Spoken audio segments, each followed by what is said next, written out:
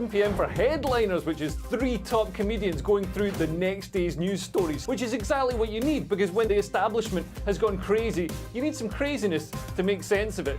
Headliners. You don't have to bother reading the newspaper. We've got it covered for you. Every night at 11 p.m. and repeated every morning at 5 a.m. We won't send you to sleep like some of the other paper review shows out there. So join us 11 p.m. every night on GB News. The People's Channel, Britain's news channel.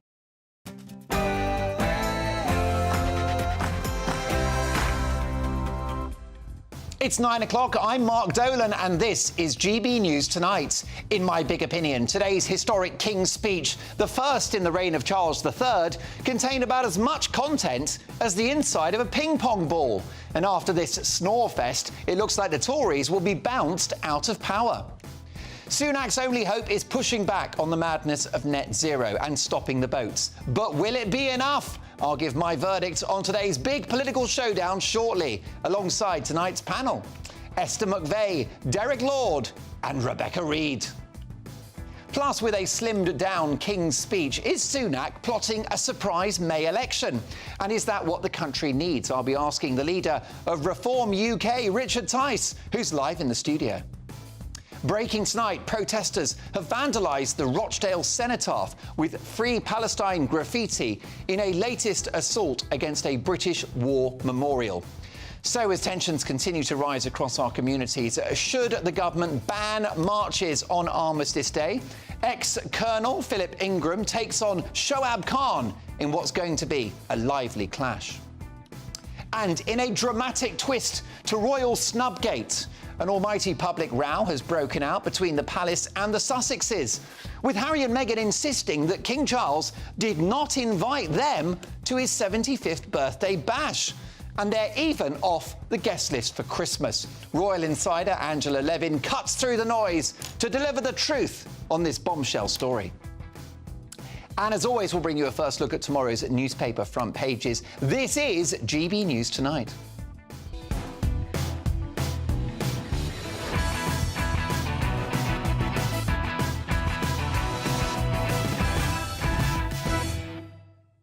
My takedown of the King's Speech, thinner than Posh Spice on the keto diet. It's an action-packed 2 hours, and I'm taking no prisoners. First, the news headlines and Polly Middlehurst.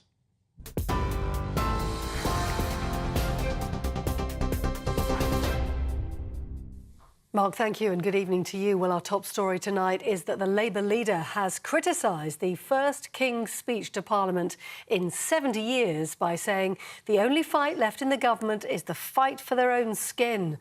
Earlier, King Charles outlined the Prime Minister's legislative agenda for the year ahead, amid traditional pomp and pageantry. The speech included measures on tougher sentencing for murderers and a ban on leaseholds for new houses built in England and Wales. Sir Keir Starmer said the Conservatives were severing Britain's future. Rishi Sunak hit back by saying the new measures will change the country for the better. Gathered outside Downing Street to hold a memorial vigil for those who've died in the conflict. And the government says it's carefully considering any application by police to prevent protests planned for Remembrance Weekend. The Metropolitan Police is asking organisers to urgently reconsider demonstrations planned in London for this weekend because of their assessment of the risk of violence. But the pro-Palestinian coalition are refusing to cancel the demonstration. Police could request the marches banned if there's a threat of serious public disorder. But the Met Police Chief Sir Mark Rowley says the police can only do what it can to protect remembrance events. The remembrance events will not be disturbed. Whatever protests and events go on, we will do our utmost to protect those because they are so critical. People shouldn't be in fear that those are going to be compromised. We will do everything possible to make sure they're not. The second point about protest, though, there will be a protest this weekend. Parliament's very clear about that. The law provides no mechanism to ban a gathering, a static protest, a rally, anything like that.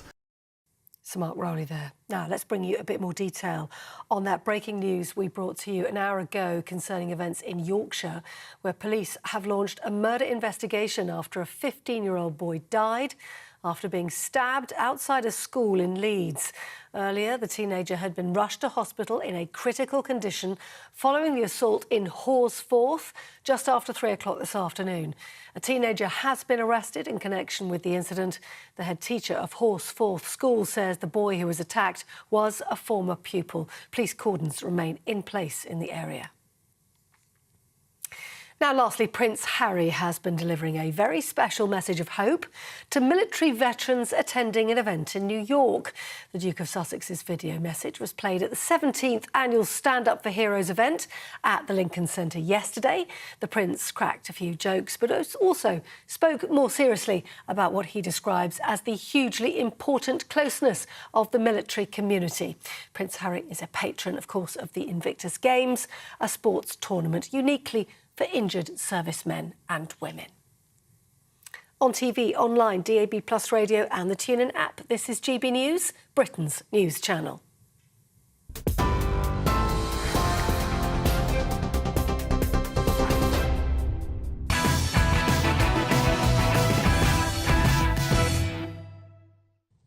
Good evening. At the fag end of a Tory government, the best thing they can offer in the King's speech today is a plan to get us off cigarettes. Rishi Sunak's premiership is going up in smoke, with even Tory backbenchers looking like they want to be stubbed out. A measly total of 21 laws were announced by a stately King Charles, who looked about as unexcited as the rest of us. Even with a double espresso, I struggled to stay awake for this one. Where is the tangible action to stop illegal immigration? Where is the plan for economic growth, with taxes on business and individuals at a record high? Where is the much-needed reform of our NHS, once our pride and joy and now a national embarrassment? Where is the plan to make the NHS leaner, meaner and better? I woke from my slumber briefly this afternoon with the announcement about driverless cars. What a great metaphor for this current administration. But there were some positives. Tougher sentences for murderers and rapists, and dealing with antisocial behaviour. If Nadine Dorries' new book is to be believed, they should start with Tory backbenchers. There's a crackdown on bad landlords, the axing of those dreadful leaseholds on properties, and a clear message to the energy industry: drill, baby, drill. With his sensible approach to net zero, Rishi Sunak could turn the tide on the Labour landslide. The PM is set to approve scores of oil and gas licences, which will guarantee supply in the years ahead. Why? So that we're not reliant on Vladimir Putin for gas. The wise decision to give petrol and diesel cars a 5-year stay of execution and allowing people to continue using perfectly functional gas boilers is the one thing which can give his own party a glimmer of hope. Pushing back on the global green agenda with all its powerful interest groups shows political and moral courage from the Prime Minister. Something sorely lacking from the cervix-free leader of the opposition, Sir Keir Starmer, a man who's bendier than Uri Geller's spoon. This guy will morph into any shape you want him to. He wanted to cancel Brexit with a second referendum, but now he's its biggest champion. He campaigned for Jeremy Corbyn, his friend, to be Prime Minister, but went on to expel him from the party. He vocally supports the war dead and Israel, but mysteriously forgets to wear a poppy whilst addressing British Muslims. Was that an accident, like Labour say? Poppycock. And if Starmer gets in, he will risk our energy supply and potentially spike energy costs and therefore inflation by betting the house on flaky renewables, even though a recent auction of wind farm licences saw no takers from the private sector. Make of that what you will. Starmer wants to gamble borrowed billions, your money and mine, on a 1970s-style energy company called Great British Energy, which I fear will be a great British disaster. So, whilst today's King's speech was about as exciting as a night on the tiles with Mary Berry, the message to the public remains the same. The Tories are terrible, but Labour would be worse. Is that enough to help the Tories in what is now expected to be a surprise May election? I wouldn't hold my breath. Your reaction, mark at gbnews.com. Let's get the thoughts now of my very explosive panel. Former Cabinet Minister, GB News star Esther McVey MP, banker and visiting professor Derek Lord, and author and journalist Rebecca Reid. Rebecca, let me start with you. Your reaction to the King's speech today. Did you hear what you wanted to? First of all, I think he did a lovely job. And I think he should be very proud of himself, because that's got to be quite a big moment, yes. obviously. The King, not Rishi. Oh, no. We're going to come on to that. The King. Fan of the Kings. I was really struck by how American it felt. I think that Rishi is creating a sort of Palo Alto, California vibe here. So the AI, the driverless cars, the smoke-free environment, that is a very kind of Californian tech bro kind of lifestyle. Oh, at what point does Rishi Sunak smoke marijuana, I think, on air? Do you know, I would love that, and that might make me like him a bit more. Even moving towards one sort of qualification at the end of school is the American education system. And I think we've all heard rumours that he's kind of got one eye on California if things don't go the way he wants to after the election. And I think maybe he's either way, he wants to create that world for himself here. He spends a lot of time with those kinds of people. He clearly has some time for Elon Musk, which I find confusing. And I think that I can really feel that. But it didn't feel confusing that he likes a champion of free speech. A champion of free speech, but a very odd, very gauche man with very, very worrying attitude towards AI. OK. I'm concerned by the fact that this doesn't feel very British. It doesn't feel very British people first. It doesn't feel very traditional. Doesn't feel like it's really bringing back any of the great stuff about the country, which for me is a while ago now. And it just felt very like they had gone through a tick list of what's something that everybody from every demographic will like, chuck it all in and hope that nobody's cross. It doesn't feel like there's much passion there either. There was a clear message, though, which is that the Tories are not great, but Labour would be worse. It's very hypothetical. Obviously, I don't think Labour will be worse. I think Labour will be better. I think things like Great British Energy could be fantastic. It could be that his version of FDR's New Deal. It could be brilliant. Why are taxpayers gambling on it? Because I think we have to do something. I mean, things aren't good. If the private sector won't gamble on flaky renewables, why are we? Aren't we mugs for doing that? It's a risk, absolutely, but I don't think anybody thinks things are going well right now. I think we need... And also, I think the Tories deserve a rest, honestly. They have had too long, they are exhausted, it is the end of term, they need to have a video on and then be sent home and have a nice long sleep. Esther, you need a rest. 5 years out of office, regroup, rediscover your Conservative values. Well, it's all very kind of a socialist to say that, but I don't obviously agree with it at all. But, you know, so, no, but carry on. What did you make of the King's speech? Were you happy with it? Because, of course, it's the programme of your government. Well, what I would say, more and more legislation, regulation, is a socialist utopia. Conservatives don't actually want more and more legislation. That's not what we want to do. But what I will say, for me personally, when you talked about the tax and where the country's going, my big moment, I'll be looking at the budget and the autumn statement. I want tax to come down, and that will be happening there. So I want corporation tax down, inheritance tax down, and obviously those higher levels of tax to come down. So I will be looking at the budget. Then you talked about the immigration. Well, those laws are already through. We have the illegal migration bill. So what we need there is the Supreme Court judgment to go through. So these are things, and you are right, it's the last year, probably, or whenever we think it's going to be, before the general election. So you don't put loads of stuff in now. So you heard this time round, 21 bills with 7 carried over. You can't carry over things over a general election. So what you'd find is you'd have to try and get everything through, which ends up in maybe grubby deals to try and get things through, things watered down with the House of Lords. So that's one reason you probably wouldn't be putting too much through. Rishi is a completer finisher. So that, which I totally understand what you meant. You felt it was very much like a ticking off list. I think there was complete finish. Have we done this? The immigration got to get done, and we've got to have that Supreme Court judgment. And then the other thing you talked about, like the NHS, doesn't need laws for that to get working properly. We've got to sort out the industrial action, and we've got to get the waiting list down. So I think that's what you've got to see. Where is it in the political cycle? Yes, he needs complete and finish. A lot of those things didn't need laws. They actually need the Supreme Court judgment, the work to come through, and the budget, which is what I'm interested in, taxes coming down. Oh, did the King's speech reflect a government that's running out of ideas, Derek, and running out of steam? And running out of time. I have met every person that's been Prime Minister since Douglas Hume. Rishi Sunak... You're not that old. No. Rishi Sunak is the only Prime Minister I have not so far met. He's taken a year to say, how do you do to the nation? It was a damp handshake for me. I'm very disappointed by the King's speech. I don't think that the proposals in it will change the dial for the Conservative Party, which is very much needed. And I think that the real consequence of these proposals will be blue-on-blue fights, because there's so much in it that's profoundly anti-liberal. Rebecca.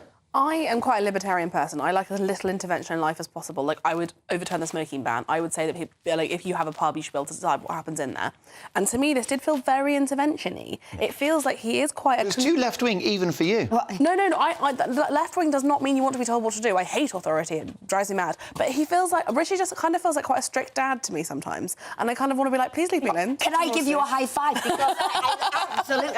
You're quite right. I actually don't think it's also workable. OK. How are you going to say to somebody when they're 55, no, you can't have a cigarette, and they're going to be pretending they're a year older? They're going to say, I'm not 55, I'm 56, give me a pack of fags. I think it'll be unworkable. Now, listen, I happen to think you are the A-list panel tonight. I did ask you not to talk over each other, but I didn't say you should agree. I know. Well, we're all shocked on that one. Now, let me tell you, you're all talking rubbish. Anyway, there's only one opinion I care about, and it's yours. What do you think? Mark at gbnews.com. Your reaction to what you've heard in the King's speech. Still to come.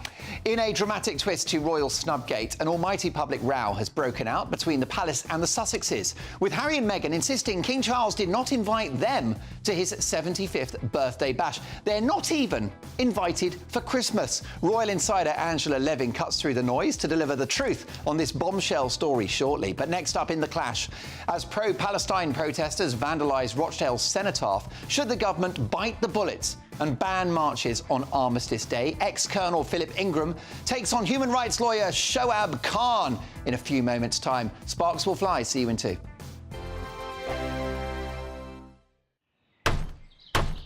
Who is it? We're here for the show. More energy this time! Welcome to the Dinosaur Hour. I was married to a therapist. And you survived? I thought we were getting Hugh Laurie. Second best.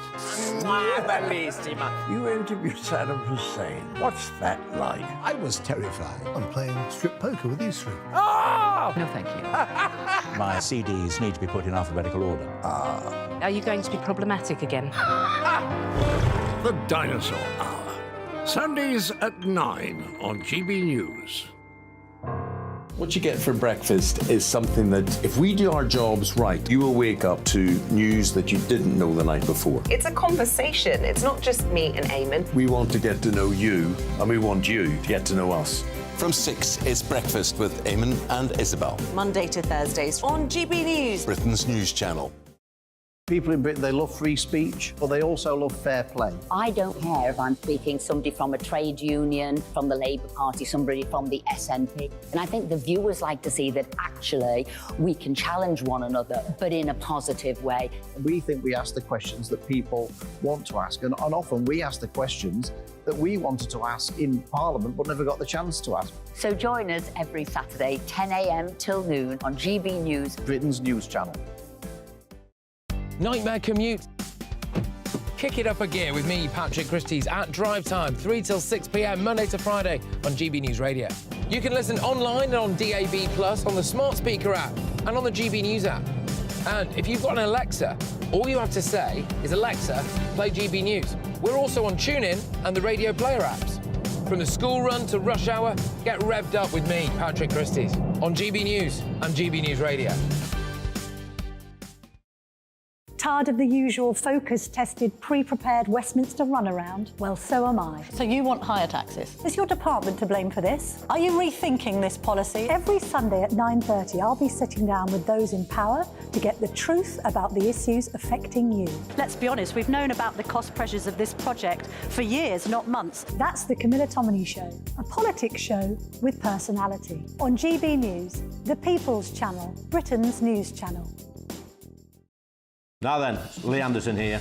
Join me on GB News on my show, The Real World, every Friday at 7 p.m. I'm not eating bloody cat. Are you Delicious. mental? Open your mouth. OK, here comes a train. Reminds me of the scene in Singing in the Rain. Adam, is that a good one?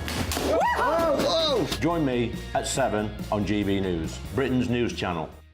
When the news happens, it happens here. And really important breaking news. Breaking news this morning. On TV, radio and online, the news starts here on Britain's Newsroom. All the biggest stories and the answers that you need from across the UK and beyond. Join Britain's Newsroom from 9:30 on GB News. The People's Channel, Britain's news channel. GB News, unlike other broadcasters, isn't obsessed with the London-Westminster bubble. We think there's a nation beyond the M25, and that's why we talk about the issues that matter across the land. Join me on State of the Nation, 8 to 9 o'clock, Monday to Thursday, on GB News. Daisy's listening, and you should too.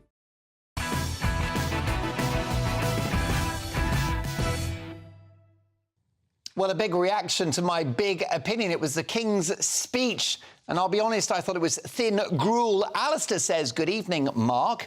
Mr Starmer is a political disaster waiting to happen. However, the Conservatives have missed the boat on this and have missed stopping the boats, hiding behind the ECHR. They've also missed the opportunity to reduce the tax burden by increasing the income tax threshold. Maybe, just maybe, this has been saved for the autumn statement. What an astute email, Alistair. I've got to say, I think the King's speech was the quiet before the storm. You wait for that autumn statement. I think there are goodies in Santa's sack. Now, Angela Levin and Richard Tice on the way, but it's time now for the clash. And breaking tonight, protesters have vandalised the Rochdale Cenotaph with Free Palestine graffiti in the latest assault against British war memorials. Greater Manchester Police have said that officers have been stationed beside the cenotaph to stand guard, which is currently being treated as a crime scene. But on this occasion, it's too little too late. This week, of all weeks, police forces up and down the country should be deployed to protect the memorials for our war dead. That is my view. I think cops should protect our history, our values, and the memory of those who gave their lives for the freedom we now enjoy. The incident comes as a spokesperson for Rishi Sunak revealed the Prime Minister believes a planned pro-Palestinian march would be provocative and disrespectful, with the Met Police also urging protesters to urgently reconsider. But Police Chief Sir Mark Rowley has stopped short of banning Saturday's protest because he says the threshold for disorder has not been met. Is he passing the buck? So tonight I'm asking in the clash, should the government ban marches on Armistice Day? Let me know your thoughts. Mark at gbnews.com. Tweet me at gbnews and do vote in the poll. But to debate this, I'm delighted to welcome ex-Colonel Philip Ingram and human rights lawyer Shoaib Khan. Shoaib, let me start with you. Don't you think it's rather unedifying for the police to be begging these groups not to protest at a time when we are there to remember our war dead? No, you're right. It is unedifying to be begging them not to protest. They should be allowed to protest. I don't know why anyone's doing that. What we need to be doing, what should obviously be understood to be the case anyway, what the responsible mature leadership or the police would do is just remind people, obviously, don't be violent, don't be disruptive. We don't want community tensions there. So, you know, I mean, obviously, if we had a mature leadership, that's what you're doing. You don't just impose blanket bans. And, you know, like you were saying right at the start, and again now, talking about, you know, the people that died, what they died for, fighting for our values, fighting for our freedoms. This is the freedom that they were fighting for. So we didn't allow our enemies in World War I to take away these freedoms. And now we allow the Metropolitan Police or the Tory leadership now to take those freedoms away. I think, if anything, Mr. Khan, that is the day we need to. That is the day we need to be out there protesting. There have always been officers during Remembrance Sunday, Armistice Day. Law and order is always kept. There are always troublemakers. And I think the Met Police and the government should put their foot down and make sure that those who gave their lives for the freedom that we now enjoy are actually properly honoured. Mr. Khan. Oh, sorry, me again. No, but that's the thing. I mean, why would they be dishonoured by that? The whole point is Armistice Day, ceasefire, peace. Dishonoured by people chanting messages of hate? On that, I mean, we don't think that, I mean, as far as I know, that's not even on the route. No one had even thought of the Cenotaph or Whitehall before the Home Secretary started speaking about those. No one even connected that. That's not where we're going. That's not where the protesters are going to be. Should there be any hate marches on this sacred weekend, Shoaib? I don't know what you mean by hate marches. Should there be protests? Marches in which hate is being yelled out. People are calling for an intifada, a holy war, a jihad. Jewish people afraid to leave their homes the last 4 weekends. Why should we have that this coming weekend when we're there to remember the heroes of the First and Second World War? Because this is exactly what our heroes died and fought for. This freedom, these protections. That is what we're supposed to be doing. They fought for peace. They fought for an armistice then. And an armistice is what these people want now. Ex-Colonel Philip Ingram, your thoughts on this, sir? In a way, our other guest is describe what he's describing is completely accurate. You know, we did fight for the freedoms of this country, but we also respect that there's a little bit of decorum. You'll not find people going and protesting if they disagree outside synagogues or outside churches at Christmas or outside mosques at different times if they disagree with what's going on. And I think the Metropolitan Police were quite mature in asking the organisers just to postpone it, not to cancel it. And we've already started to see where extreme elements of those that are latching on to the perfectly legitimate and peaceful protests are carrying out acts of vandalism or violent acts. We saw the attacking of a poppy seller in Waverley Station, Edinburgh last night. We've seen the daubing of pro-Palestinian graffiti on the memorial in Rochdale, and the police are now having to guard that. We've had statements in the Daily Mail that football thugs are going to try and protect the cenotaph in London. Well, all that's going to do is stir things up. And we've got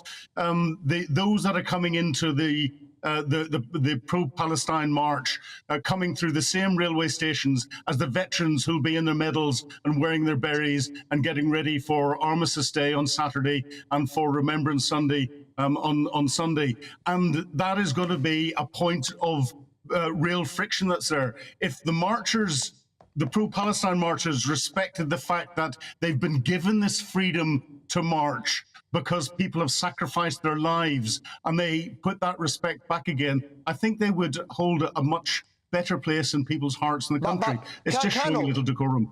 Colonel, does Shoaib Khan have a very good point? If you were to ban demonstrations this weekend, is that not against British values?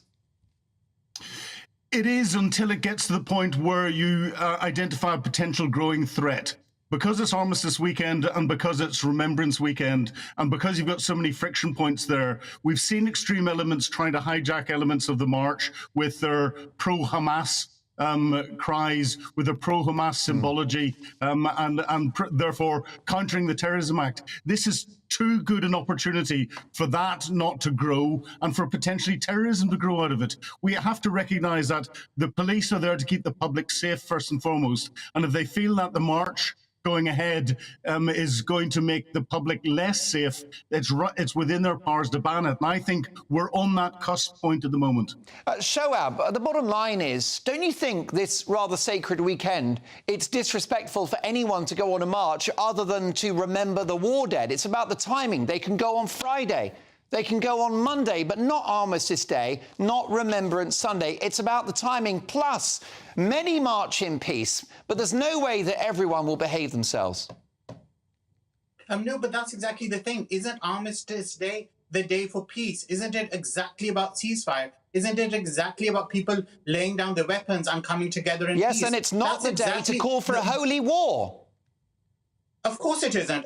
But do we think a Friday is fine for that? Are you saying Friday is fine for that? No. I don't think you are. And that's no day is fine for that, but particularly not Saturday and Sunday when we remember our heroes of two world wars. There's no particularly about that. There's no particularly about that. What we shouldn't be doing that day, we shouldn't do a day before. What we shouldn't do a day before, we shouldn't do that day. What we can do and should encourage is a peaceful protest and a march that day, on the day of peace. The trouble is the organisers can't control everyone that's there, and we've seen that in all the marches that they've been to date, and therefore we can't guarantee it's going to be peaceful on Saturday and Sunday. And therefore, if the organisers can't guarantee that, if they wanted to show some decorum to the country and to get some respect for the legitimate peaceful marches on behalf of the Palestinian people, they would then cancel it this weekend and say, no, we're going to recognise the fact that we've got the freedom to march in our country because these people have laid down their lives for us to be allowed to do that. So we're going to step back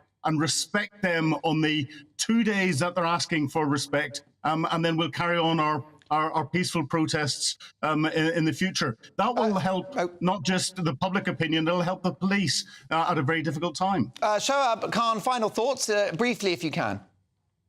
I mean, to be honest, I don't think that's a particularly logical point to make. So these people died and fought for us. They laid down their lives for our freedoms. Now we have those freedoms. So let's give them up just because a few disruptive elements might hijack this plan. I just don't agree with that. I think that is the very day we need to be out there showing support for peace, calling for an armistice, calling for a ceasefire. That is exactly the day. And anything that anyone shouldn't be doing any other day shouldn't be allowed then. If the police feels it has to step in, step in. If the government feels it has to ban it, but only when it reaches that point. And for now, I would expect it's not reached that point, and that's why the government hasn't banned it. Gentlemen, a fascinating debate. Shoaib Khan, thank you for your time, human rights lawyer, and ex-Colonel Philip Ingram. Well, folks, what do you think? Mark at gbnews.com. Ruth has emailed in and says, my heart is with the victims of the horrible war in Israel and Gaza, but our veterans need this day and the march should be stopped. Chris says we should stop the march. It's so disrespectful and, frankly, it's dangerous to let it go ahead. Paul says, of course not. Marches and protests are part of the democracy for which these people lost their lives. The police should have the necessary resources to handle situations like this. And your verdict is in. The results of the poll are now live. 85% of you agree that the government should ban marches on Armistice Day. 15% say they should not. Coming up with a slimmed-down King's speech, is Rishi Sunak plotting a surprise May election? And is that what the country needs? I'll be asking the leader of Reform UK, Richard Tice, who's live in the studio shortly. But first, in a sensational twist to Royal Snubgate, an almighty public row has broken out between the palace and the Sussexes, with Harry and Meghan insisting that King Charles did not invite them to his 75th birthday bash. Plus, they're not invited for Christmas. Royal insider Angela Levin offers her stinging analysis on Harry and Meghan's latest fallout with the King, and that's next.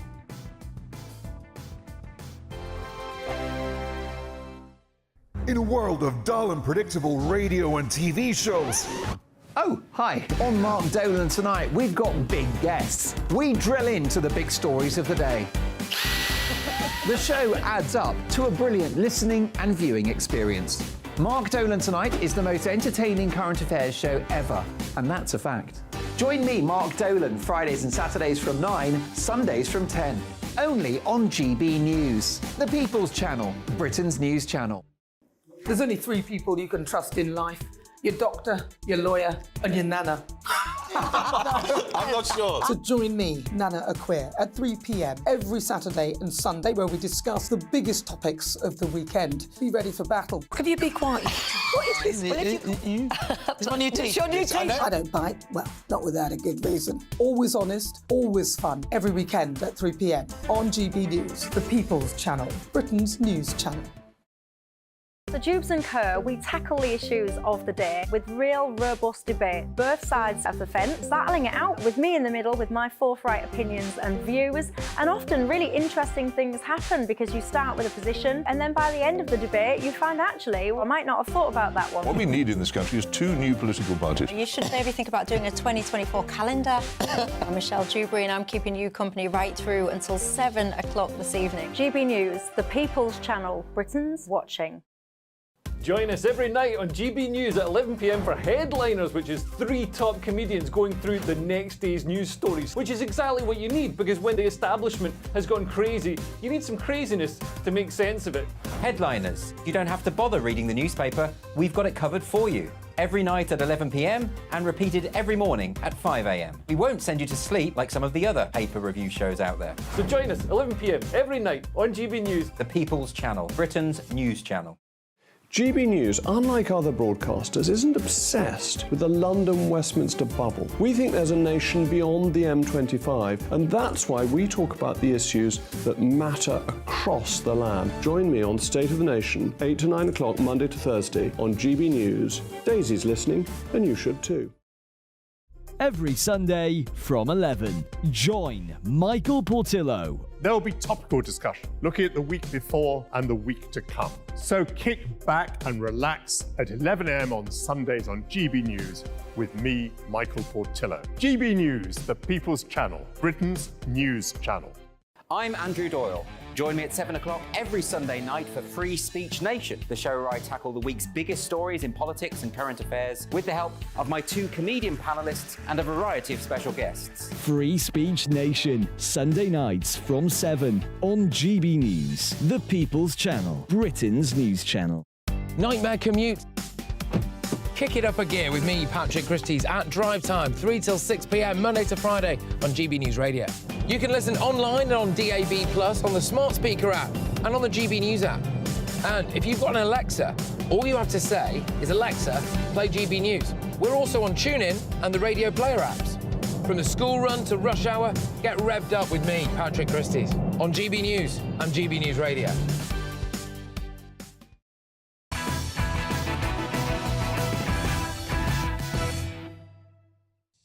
GB News star and leader of Reform UK, Richard Ty's coming up with rumours of an earlier-than-expected election in May of next year. Is that what Britain needs? But first, it's time for fearless journalist and leading royal biographer Angela Levin. And there's been another dramatic twist to royal snubgate, with an almighty public row breaking out between Buckingham Palace and the Duke and Duchess of Sussex. After the Sunday Times reported that the pair turned down an invite to the King's 75th birthday bash, the Sussexes have sensationally hit back. A spokesperson for the couple has said there has been no contact regarding an invitation to His Majesty's upcoming birthday. It's disappointing the Sunday Times has misreported this story. Crumbs, I wonder if they're going to sue the Sunday Times. Anyway, a source close to the pair told the Mail Online, considering the trip to Kenya didn't go well, this might be a welcome distraction. Now, GB News also understands that Harry and Meghan haven't received an invite to spend Christmas with the rest of the royals. So, Angela Levin, who to believe? Well, I wouldn't believe Harry and Meghan. We've got an unknown, unnamed person saying all sorts of things. We can't believe a word of it. I mean, we're so used to them twisting things. But also, the Sunday Times is a very respectable paper, and the royal head of that is also very careful and well respected. So I don't believe that. I'm sure she's right and they're wrong. But I think it was just a trick. If somebody doesn't invite you to something and all they've said they've invited you not going and you don't want to go, then you just shut up, don't you?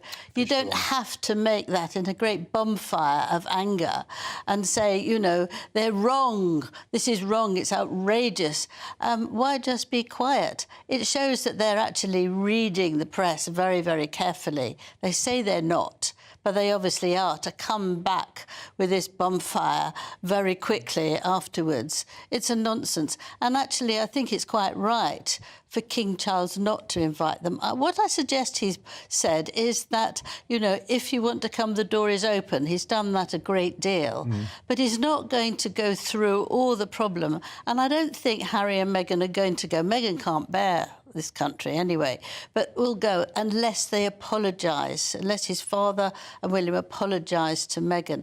But what they need to apologise to her for, nobody knows. But he's determined not to give in at all. And so it's all this nonsense, childlike behaviour, is just actually to put their names in the paper I again. just wonder if the couple are relishing this drama because victimhood is their currency. Yes.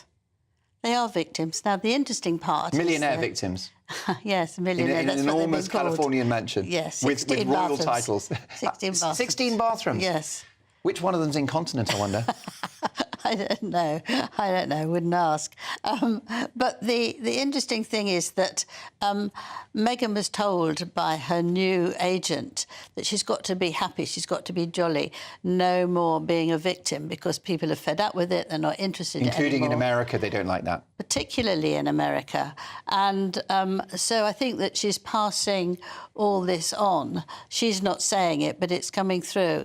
And that could lead us on to Scobie, who's done this awful book. Well, indeed, let's talk about that, because this is quite a story. And this is, of course, the Sussex's biographer, Omid Scobie, close friend of the couple, is preparing to release his new book, Endgame, which promises to be nothing less than explosive. Scobie will brand the king as unpopular and Prince William as a power-hungry heir. whilst portraying Harry as the prince forced to start a new life after being betrayed by his own family. So this... There's Camilla there, a queen willing to go to dangerous lengths to preserve her image. Now, all that is not true. I mean, the king is very popular. He was popular from the moment the Queen died. There were thousands of people around Buckingham Palace, which astonished him. He was very popular when he went to Germany and to France and in Africa. And he hasn't put a foot wrong so far? No, he hasn't put a foot wrong so far. And so he is very popular. And to talk about that about William, Harry knows that when he was young he didn't want to be a king, but now he's accepted his responsibility and he's working jolly hard on it. I think it's very spiteful, but my view on this one is that Meghan has been told, as I just said, not to moan. So she can't actually get ahead with her memoirs, which was going to be full of yet how badly she was treated. So she's got old Scobie to do it for her. If you remember back to the other book he wrote, she said she had nothing to do with it, nothing at all. And then she ended up in court apologising, saying she forgot that she told an aide could actually talk to him and tell him lots of things. So this one is going to be exactly the same, full of lies, full of unkindness, full of spitefulness, which is going to hurt them just before Christmas. And I think that they cannot get it out of their system, that they actually live your life. No one's stopping them with their life. And get on with it. So it's worth pointing out that we have no evidence that the Sussexes spoke to Omid Scobie in relation to either of his books, but of course that is your view, Angela. It is my view, yes. Briefly, on the flip side, are this couple not being treated badly, Harry and Meghan? They've been hounded out of the country, they've had to move to America, and they're still getting dissed by the press, including you and I. Well, that's because they've become so unpleasant. They're so nasty. They're so awful about things. And also I call them eco-hypocrites because they're going so many times in private planes and yet they're telling us that we absolutely must not do that. Harry set up this Travelest, which is when you go away, you're very careful where you go and how you go and you don't use planes and all that. And he's the patron of that. And he's just doing absolutely the opposite of what he's telling us to do. I'm offended by the suggestion made by Omid Scobie in this book that our next king, King William, who's a wonderful ambassador for the country, is somehow power-hungry. How can he be power-hungry? He's going to be king. He's got the power already, Correct. Yes. I mean, have you noticed any power-hungry traits by William? I've seen him work very hard, but... Is he an empire builder? No. He's a very happy man now with a happy family and wants to do what actually his father wants as well. They have very similar connections with this. Speaking of similar, briefly, he's in Singapore for the Earthshot Awards, which is a big eco event. Are you worried that Prince William is now doing the eco bidding for his own father? A bit, because he believes what his father believes in. It's not doing that because he's just trying to please his father. They both agree on this. They've had many, many conversations about it. Does he really think that, or is he just trying to keep Dad happy? No, I think he really thinks that because he wanted something very important to do. But I also think he's showing how lazy Harry is. Because Harry was talking about, we must be very careful about all, the weather and all that. But he's doing nothing at all about it. So William can actually show him up. If you look at the two brothers, you see one is not making it and the other is working very hard and putting a lot of effort into things. Well, I do like William, but I'm slightly worried he's becoming the Greta Thunberg of the royal family. But listen, we'll leave it there and we look forward to catching up very soon. In fact, I think you're joining me on my show on Sunday night. I am. For the last word at 10:45. It's always the last word with the brilliant Angela Levin. Thank you, Angela. Coming up, as it's revealed, a former Hamas chief is among those organising marches on Armistice Day.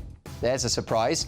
Are well-meaning protesters the terror group's useful idiots? My panel debate that shortly. But next, with a slimmed-down King's Speech, is Rishi Sunak plotting a surprise May election? And is that what the country needs? I'll be asking the leader of Reform UK, Richard Tice, live in the studio. Plus, if Richard Tice was Prime Minister, how would he be handling pro-Palestine protesters? That's next.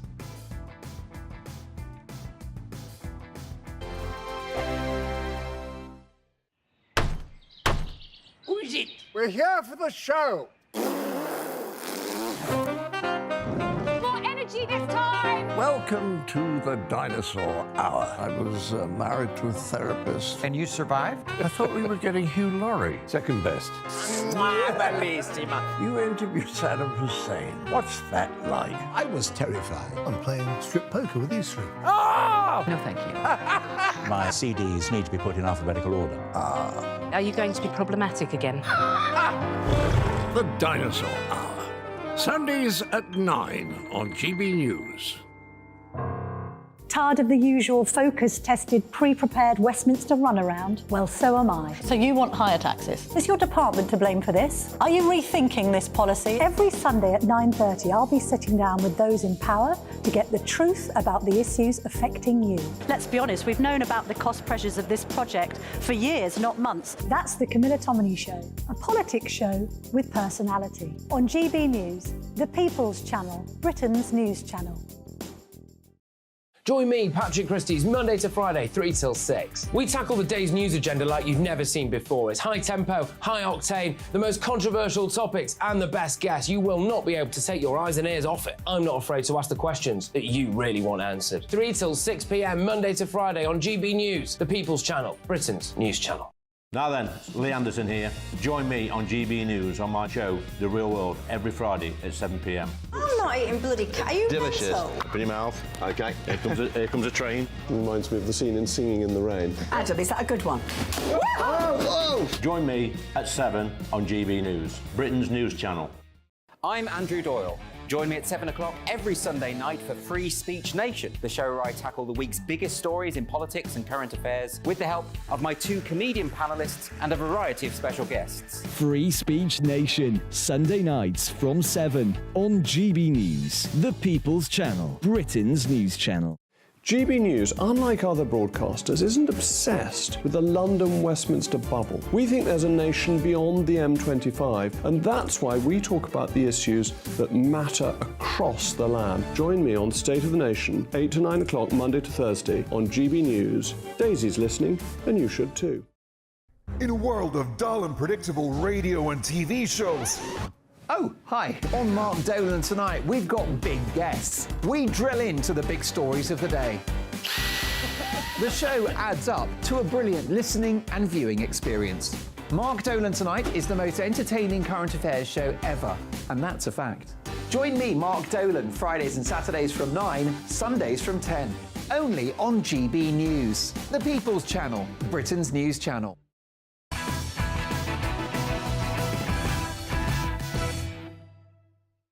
All-round superstar Nana Akua later tonight, but it's time now for GB News presenter and leader of Reform UK, Richard Tice. And as we discussed, Rishi Sunak offered very little in the King's speech today as the government set out its priorities ahead of the next general election. Just 21 laws were announced, and the slimmed-down speech has set tongues wagging among senior Labour figures that the PM could be plotting an early election in May. The other mooted dates are October next year, or they could string it out, hang on for dear life until January 2025. God forbid. Richard, would you like to see an early election, May 2024? Yeah, look, my view is, Mark, that frankly, this government has run out of road. It's run out of ideas. You've got a slimmed-down King's speech. No one believes anything anyway. I mean, what percentage of those bills, frankly, are going to actually be passed? I would suggest very little. Look, the country's tired of this lot. The country wants, frankly, a change of direction, wants to be properly run. And, yeah, bring it on. We're ready. Whenever the election is called, Reform is ready. Is there a better date for you? I mean, would October be better, give you time to rally the troops? We will be ready. Get and those we look leaflets forward printed? to it whenever it is. OK. They're being printed as we speak, Mark. Don't worry about that. Candidates are absolutely chomping at the bit. We're at campaign events. So it's almost as though it's a maximum 12-month countdown, but if it's 6 months, great, bring it on. I think so. I think sooner rather than later. Why do you think old Dishy Rishi has gone for May, potentially? Because it was a very, very abbreviated agenda today, so people are thinking it could be May. Why do you think Sunak's gone for that date? I'm not saying that he is going to go for that date. I mean, most people wouldn't want to give up voluntarily, his powerful position in the knowledge that he's going to lose. Why would you do that 6 months early? But I think the country wants him to go early. And it may be that events force him to go early. But as I say, what do you mean by that? How would events force him to go I early? just think that never underestimate the power of events to add pressure to a failing government. And so, look, anything could happen. But let's bring it on. Let's get it done. Let's change course. We've just got to move forward. We've got to get towards proportional representation. All these great opportunities that we campaign for, I want them done as soon as possible. Now, I think we can agree that your friend and colleague Nigel Farage helped Boris Johnson win the last election. I think Boris owes Nigel Farage a great debt, as we all do, because he kept Jeremy Corbyn out of number 10. As far as I'm aware, Boris has never actually said thank you. No, wouldn't surprise me. There you go. But listen, do you know what? I'll take that up with Boris in the GB News canteen. Absolutely right. When he pops in for a cup of tea. But listen, so we can all agree that Nigel influenced the outcome of 2019. I think you could be kingmaker in 6 or 8 or 10 months' time. I take it you'll do the same and support Rishi Sunak. Absolutely not. Don't be ridiculous. To keep Keir Starmer out of number 10. I don't like socialism, and they are both sides of the same socialist coin. High tax, high regulation, nanny state, pro-net zero, that all equals low growth. Rishi Sunak's just diluted net zero. He's wibbled and wobbled around because he knows of the pressure that I'm putting on him. The country does not want net zero. It wants growth, it wants action, it wants to stop the boats, it wants net zero immigration. That's what we stand for, and I promise you, no deals. I'm on the record, Mark. Yeah. Even if they offered me £5 million and a peerage, the answer is still no. Yeah, but that's because you don't need the money. You're absolutely loaded. No, it's because I'm a man of principle and conviction that wants change. And you are. And I've actually always said, even going back to my old talk radio show, that you are a significant and powerful figure that will have influence at some point. And I think it's going to be sooner rather than later. I honestly believe, hand on heart, that you have the power to keep Keir Starmer out of number 10. Well, why won't you? Look, we want as many people of my viewers would rejoice at that. The point about democracy is you can have stop a range of Starmer. options. Look, frankly, the Tories should stand aside as we stood aside in 2019. The Tories should do the right thing. They've had their chance. They've blown it. They should stand aside. Head to head, Starmer against me, I win all day long. Would you do a deal with Dishy Rishi, even if it involved... I've just said, how many times do I need to say no? What if it involved... I don't take no for an answer. What if it involved... You must take no for an answer. What if it involved a deal on PR, on proportional representation? Look, the answer is I'm not doing a deal with the Prime Minister because we need an election and we need to get rid of them. Do you think you can beat Starmer yourself? How does that work? Which seats have you got your eye on? Look, as many as possible. Look, it's very clear. We stood down in over 300 seats at the last election. We gave the Tories an 80-seat majority. They had their chance and they've blown it. Richard, they've messed up. They've broken You're the going to country. have colossal influence, I believe, because I'm sick of getting emails from people telling me that the sun shines out of your backside.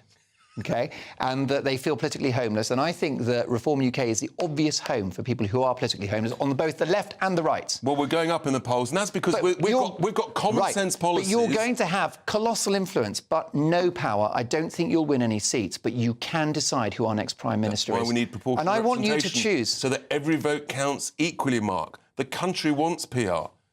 OK, what would happen if the Tories said, let's have PR before this general election? That would be interesting. Now, listen, I quite fancy PR because it does mean that every vote counts, doesn't it? It does, absolutely. What I'm worried about... Do you know what will happen? 3 million more people will vote in the election because there's a reason to vote. The average turnout is 10% higher than in the UK. I don't mind that. The only thing that worries me is you could have a centre-left coalition for the rest of time. Does that not weigh on your mind? Not at all. No. But the left parties have it all stitched up. You know, Labour, SNP, I believe in Lib competition. Dems, Greens. And if the right people come forward with the right policies, then they will be able to shape and influence and be involved in governing this great country.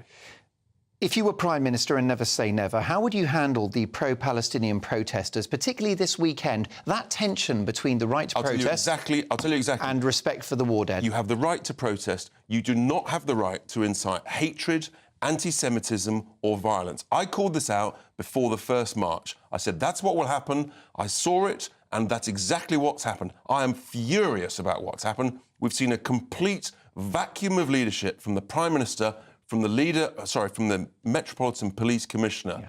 And where you've got a vacuum, chaos reigns. This march should be banned purely on that basis.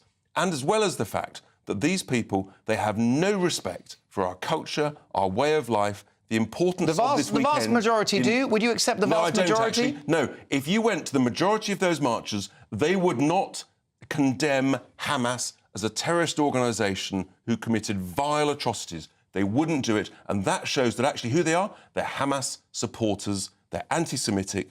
They hate the Jews. You can't just label everybody on those marches. I didn't say everybody. What percentage would you say? I said a big percentage. I said a majority. worrying number. Ask them.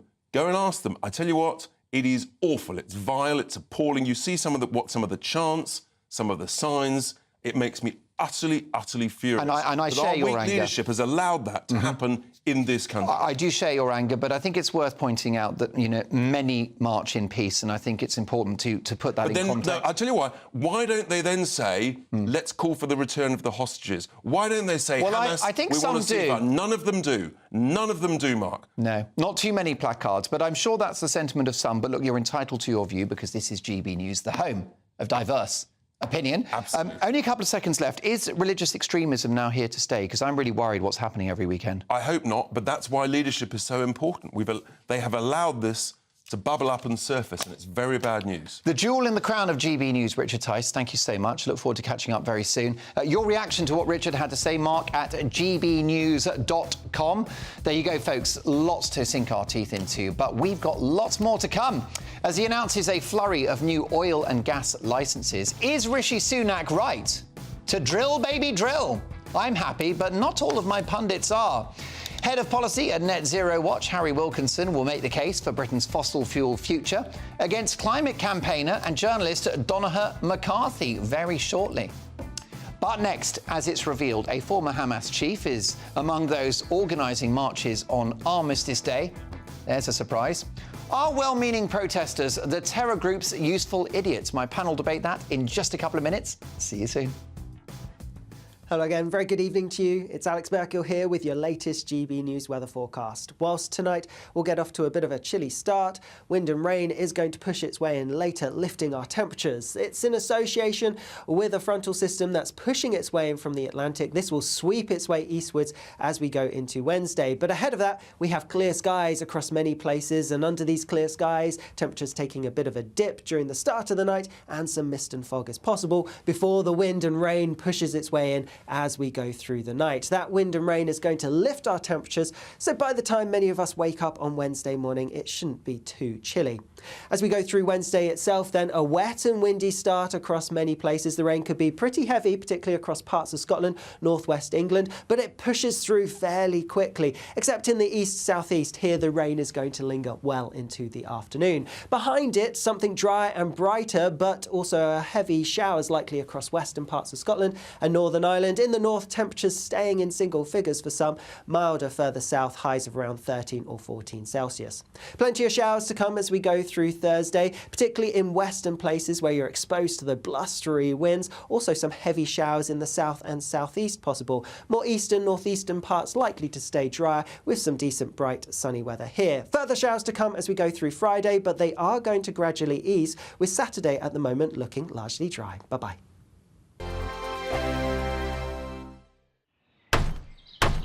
Who is it? We're here for the show.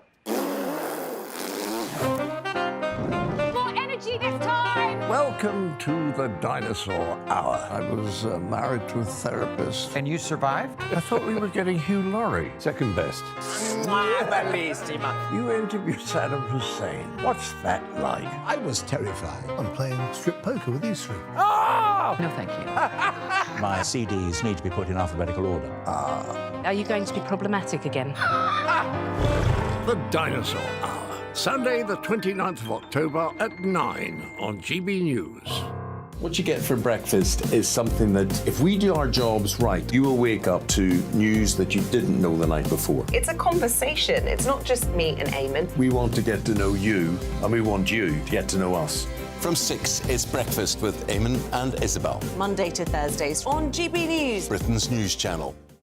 People in Britain, they love free speech, but they also love fair play. I don't care if I'm speaking somebody from a trade union, from the Labour Party, somebody from the SNP. And I think the viewers like to see that actually we can challenge one another, but in a positive way.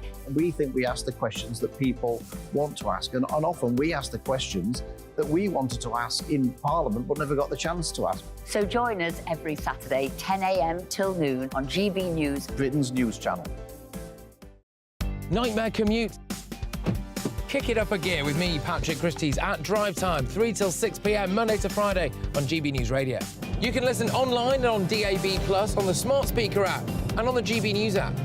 And if you've got an Alexa, all you have to say is, Alexa, play GB News. We're also on TuneIn and the Radio Player apps. From the school run to rush hour, get revved up with me, Patrick Christie's, on GB News and GB News Radio.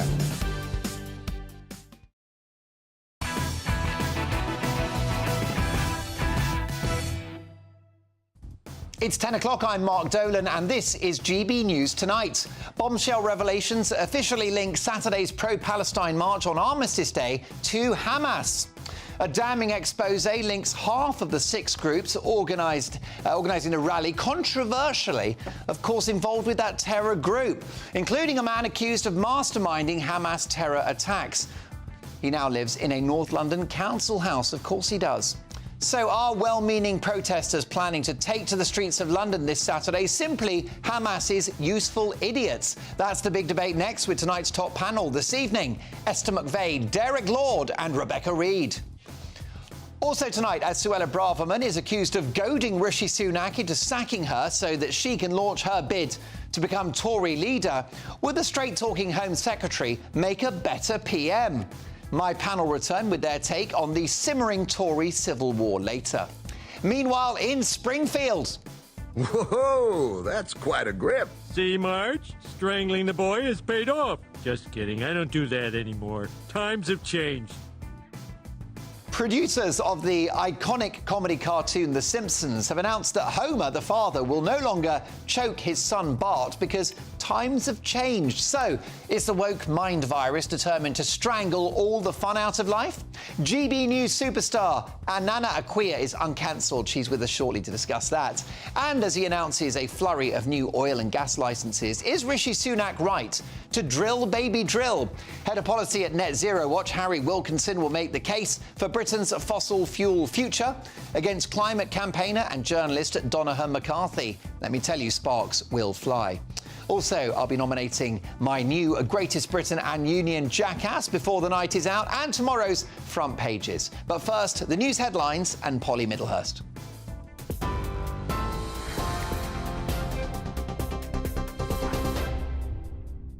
Mark, thank you. Good evening to you. Well, the Labour leader has today criticised the first King's speech to Parliament in 70 years by saying the only fight left in the government is the fight for their own skin.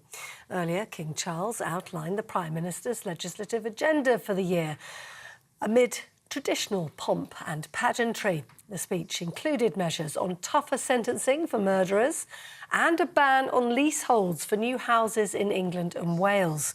Sir Keir Starmer said the Conservatives were severing Britain's future, but Rishi Sunak hit back, saying the new measures will change the country for the better. Well, the Foreign Office has said tonight that more British nationals have crossed the border into Egypt from Gaza via the Rafah crossing, adding that UK teams continue to provide consular support to victims wishing to flee the violence. This comes as ministers held a Cobra meeting in Downing Street to discuss the Israel-Hamas conflict and its impact on the UK. Meanwhile, today marks a month since the October the 7th Hamas terror attack on Israel, so hundreds of people gathered outside Downing Street to hold a memorial vigil for those who've died in the conflict. Meanwhile, the government is saying it'll carefully consider any application by police to prevent protests planned for Remembrance Weekend. The Metropolitan Police is asking organisers to urgently reconsider marches planned for London this weekend because of the police's assessment of the risk of violence. But the pro-Palestinian coalition are refusing to cancel the march. Police could request it's banned if there's a threat of serious public disorder, But Met Police Chief Sir Mark Rowley said the police will do all it can to protect remembrance events. The remembrance events will not be disturbed. Whatever protests and events go on, we will do our utmost to protect those because they are so critical. People shouldn't be in fear that those are going to be compromised. We will do everything possible to make sure they're not. The second point about protest, though, there will be a protest this weekend. Parliament's very clear about that. The law provides no mechanism to ban a gathering, a static protest, a rally, anything like that.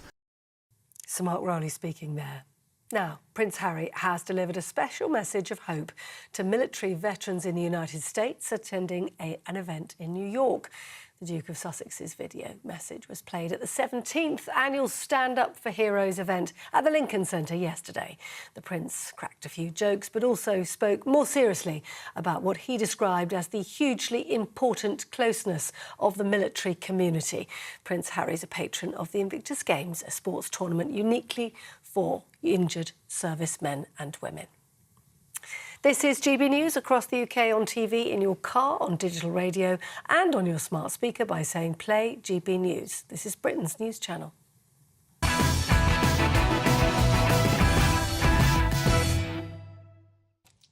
My thanks to Polly Middlehurst, who returns in an hour's time. Tomorrow's News Tonight in our Media Buzz, and we kick off with a first look at the front pages. And it's almost like they were watching the show and listening to The Big Opinion, because Charles's state debut, say the Metro, is the King's Speech. Historic day, yet Sunak plans just more of the same. The I newspaper Braverman split with Number 10 on tents as Tories accuse her of leadership bid. Suella Braverman suggested that for some, sleeping rough in tents is a lifestyle choice. It seems she doesn't have the full support of her boss, and we'll discuss that later in the show. So my brilliant pundits are back. Tonight, former Cabinet Minister and GB News presenter Esther McVey MP, quite sparkling tonight, banker and visiting Professor Derek Lord, and author and journalist Rebecca Reed. Now, damning revelations have exposed bombshell connections between terror group Hamas and organisers of this weekend's controversial pro-Palestine rally on Armistice Day. One of Hamas's former terror chiefs, Mohammed Sawala, is founder of the Muslim Association of Britain, or the MAB, one of 6 groups behind Saturday's event, which cops have begged organisers to cancel. Israeli authorities claim his son Obada Sawala is now the MAB's vice president. Sawala came to the UK on a relative's passport in the 1990s and was given citizenship in the early 2000s. He's accused of running Hamas's terrorist operations on the West Bank and plotting atrocities in Israel.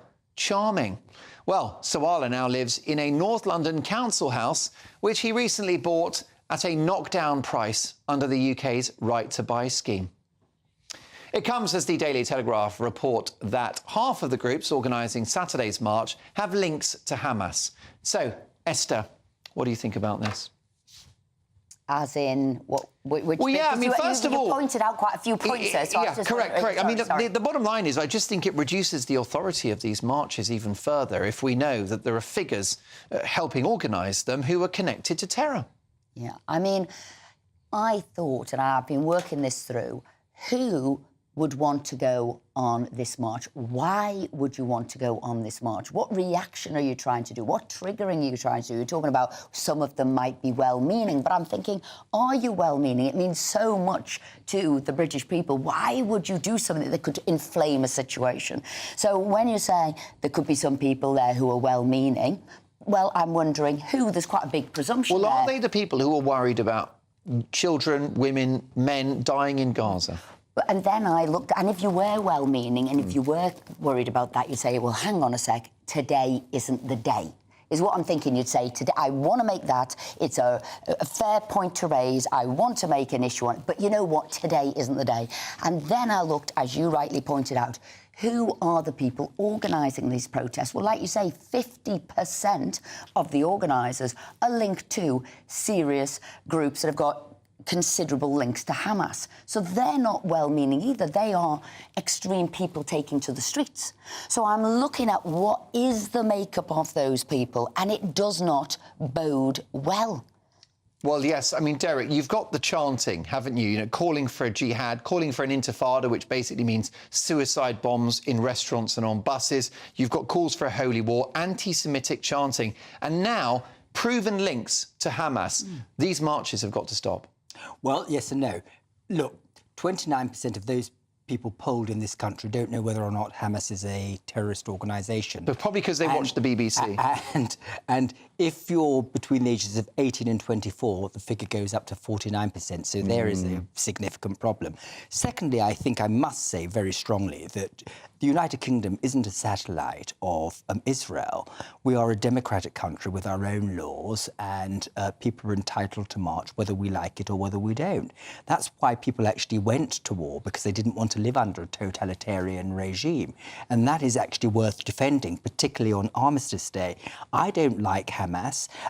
It's right to say, however, that there are two wings to Hamas. One is a prescribed organisation because it's of its terrorist activities, and the other is a political organisation, which is entirely legal. So we want to be absolutely sure that we're targeting the right people when we are very, very opposed to them having the right to demonstrate on Armistice Day. Well, I just wonder whether these marches now have no moral authority, Rebecca. I think two things. So there's a march called the March for Life, which is an anti-abortion march, and I find the existence of it abhorrent. I hate it. I hate it. But I still believe that it should absolutely happen. And I try to think about every single time I want a march to not happen, but what about when it's a thing that I like or a thing that I care about? And I think we have to accept that however much you hate a cause, they have the right to do it, and you have to try and put yourself in the position of, if it was the thing I care about, would I want it cancelled? I also think you have to try to remember, and I realise this isn't going to go down well as a thing to say, the people who watch GB News are, generally speaking, people who appreciate Armistice Day, who care about Remembrance Day, for whom it's a big part of their culture, often a lot of links to the military, etc., etc. There are lots of people in this country for whom that's not it, especially if you are younger and you have never met somebody And who was shame alive on during... them. Different people have different value systems. I would imagine a lot of people... Which is the problem. It's not a problem. You are allowed to feel how you Everybody feel. should value our war dead. And everybody should respect what's coming up this Wilfred weekend. Owen would be very pleased that there are people who have never had to be troubled by the idea of a war. The success of a war is that there is a generation of young people who don't understand how horrific it was, and of course you respect it. And I always do the 2-minute silence. I don't wear a poppy. I do the 2-minute silence. I respect it, but I don't have to agree with it, and I don't have to take part in it. But why a generation hasn't had to go to war is because a generation and more did go to war and give their lives. One at a time. And that's why it means a lot to so many people. And there's been very current wars that we've got. People have lost their lives and have come back in one way or another with mental trauma or disfigured. So I feel that actually we should remember this because we're not having to do it and somebody else laid their life down. I also think that it's such an important day. I believe in freedom of expression, freedom of speech, freedom of it, but sometimes I think this is so important. Do you know what? You've marched for the last couple of weeks. You've protested for the next couple of weeks. You can do it next week. I think our tolerance is now being used against it. You cannot start saying when somebody can feel something or not. This is not even designed to be around the senator. But the timing is disrespectful, isn't it? The war is going on now. People... And also, just to clarify, sorry, I think Hamas is a terrorist organisation. I am disgusted, and I believe in Israel's Well, you'll never get a gig at the BBC. However... Don't say that. That's my dream. However... however much I hate Hamas, I still believe that I don't care about the timing. The second you start saying you can protest on this day, not on this day, you can protest about that, you've lost freedom of speech. OK, Derek. But ironically, it would seem to me that if you're going to march at all, to march on Armistice Day would actually send a very strong message to the free world, that people actually fought for people's right to demonstrate, for people's right to think what they want to think, and to think that we have a right to ban that on the very day that people should be remembered for dying, for other people's right to continue to demonstrate. Are those on the right guilty of double standards? Free speech until they don't like what they're hearing. No, and like I've said, you can march on every other day. I say this is such a sensitive issue, and I'll tell you for why. Let's look at the practicalities of it. So there will be, 1,600 police or something that's there, and yet people were calling for tens of thousands to come down. You're going to upset people, you're going to raise tensions, and there won't be enough people to be able to control and contain it. And those who were extreme, of which we've all agreed there could be some extreme people there, they're deliberately pressing the trigger points and upsetting a nation. I say no.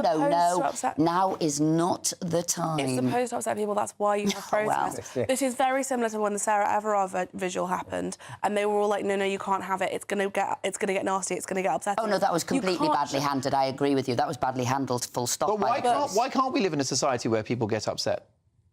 Well, people do, and that's... I Even don't have this a problem weekend. with this. Perhaps it's not time-limited, the ability to offend people. I think, and I would never have said this, I think we've been such a tolerant nation. Like I say, like a jiu-jitsu move, it's being used against us now. And sometimes you have to respect other people. Tolerance goes in a round circle, and you cannot be intolerant to others. My final point on this is that, last month, the Prime Minister and the Home Secretary were telling the nation that this wasn't a racist country. Now, every other day, they're sort of worried about anti-Semitism. It either is or it isn't. I'm glad they're taking anti-Semitism seriously, absolutely. I'd like to see that applied across the board. OK, well, look, a fascinating debate. Let me know your thoughts, Mark, at gbnews.com. Let me tell you, a flood of emails in response to my interview with Richard Tice, the leader of Reform UK. 99% of them very, very positive. They'd like him to be Prime Minister. Well, never say never. But coming up, as Suella Braverman is accused of goading Rishi Sunak into sacking her so that she can launch her own bid to become Tory leader, would the straight-talking Home Secretary make a better PM? My panel return to give their take on the simmering Tory civil war shortly. But next, as Rishi Sunak announces a flurry of new oil and gas licences, is he right to drill, baby, drill? Head of policy at Net Zero Watch, Harry Wilkinson, will make the case for Britain's fossil fuel future. And he'll be debating climate campaigner and top journalist Donna McCarthy. Let me tell you, it's going to be an incredible debate. So what do you think? Mark at gbnews.com. We'll discuss that next.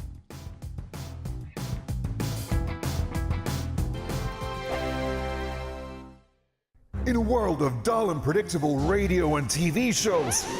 Oh, hi. On Mark Dolan tonight, we've got big guests. We drill into the big stories of the day. The show adds up to a brilliant listening and viewing experience. Mark Dolan Tonight is the most entertaining current affairs show ever, and that's a fact. Join me, Mark Dolan, Fridays and Saturdays from 9, Sundays from 10. Only on GB News, the People's Channel, Britain's news channel. There's only 3 people you can trust in life. Your doctor, your lawyer, and your nana.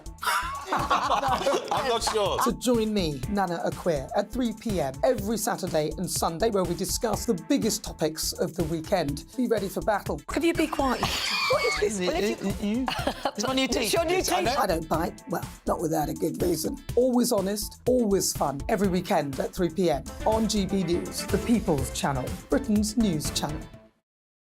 So Jubes and Kerr, we tackle the issues of the day with real, robust debate. Both sides of the fence, battling it out with me in the middle with my forthright opinions and views. And often really interesting things happen because you start with a position and then by the end of the debate you find actually, well, I might not have thought about that one. What we need in this country is 2 new political parties. You should maybe think about doing a 2024 calendar. I'm Michelle Dewberry and I'm keeping you company right through until 7 o'clock this evening. GB News, the People's Channel, Britain's watching. Join us every night on GB News at 11 p.m. for Headliners, which is 3 top comedians going through the next day's news stories, which is exactly what you need, because when the establishment has gone crazy, you need some craziness to make sense of it. Headliners. You don't have to bother reading the newspaper. We've got it covered for you. Every night at 11 p.m. and repeated every morning at 5 a.m. We won't send you to sleep like some of the other paper review shows out there. So join us 11 p.m. every night on GB News. The People's Channel, Britain's news channel. GB News, unlike other broadcasters, isn't obsessed with the London-Westminster bubble. We think there's a nation beyond the M25, and that's why we talk about the issues that matter across the land. Join me on State of the Nation, 8 to 9 o'clock, Monday to Thursday, on GB News. Daisy's listening, and you should too. every Sunday from 11. Join Michael Portillo. There'll be topical discussion, looking at the week before and the week to come. So kick back and relax at 11 a.m. on Sundays on GB News with me, Michael Portillo. GB News, the People's Channel, Britain's news channel. I'm Andrew Doyle. Join me at 7 o'clock every Sunday night for Free Speech Nation, the show where I tackle the week's biggest stories in politics and current affairs with the help of my 2 comedian panellists and a variety of special guests. Free Speech Nation, Sunday nights from 7 on GB News, the People's Channel, Britain's news channel. Nightmare commute. Kick it up a gear with me, Patrick Christys, at Drive Time, 3 till 6 p.m, Monday to Friday on GB News Radio. You can listen online and on DAB+, on the smart speaker app and on the GB News app. And if you've got an Alexa, all you have to say is, Alexa, play GB News. We're also on TuneIn and the Radio Player apps. From the school run to rush hour, get revved up with me, Patrick Christys, on GB News and GB News Radio.